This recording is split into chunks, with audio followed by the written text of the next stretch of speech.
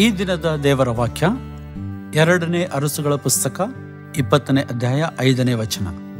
ನಾನು ನಿನ್ನ ಪ್ರಾರ್ಥನೆಯನ್ನು ಕೇಳಿದ್ದೇನೆ, ನಿನ್ನ ಕಣ್ಣೀರನ್ನು ನೋಡಿದ್ದೇನೆ.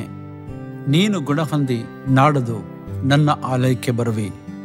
ಹಿಜ್ಕೀಯನು ದೇವರಲ್ಲಿ ತನ್ನ ಆರೋಗ್ಯವನ್ನು ಬೇಡಿಕೊಂಡಾಗ ಕರ್ತನು 15 ವರ್ಷಗಳ ಕಾಲ ಎಕ್ಸ್ಟ್ರಾ ಆತನಿಗೆ ಸೇರಿಸಿ ಕೊಟ್ಟಂಥ ಸಂದರ್ಭದಲ್ಲಿ ಹೇಳ್ತಾನೆ, ಹೋಗು, ನಿನ್ನ ಪ್ರಾರ್ಥನೆಗೆ ಉತ್ತರ ಕೊಟ್ಟಿದ್ದೇನೆ, ನೀನು ಜೀವಿತನಾಗಿದ್ದು ನನ್ನ ಆಲಯಕ್ಕೆ ಬರುತ್ತಿ.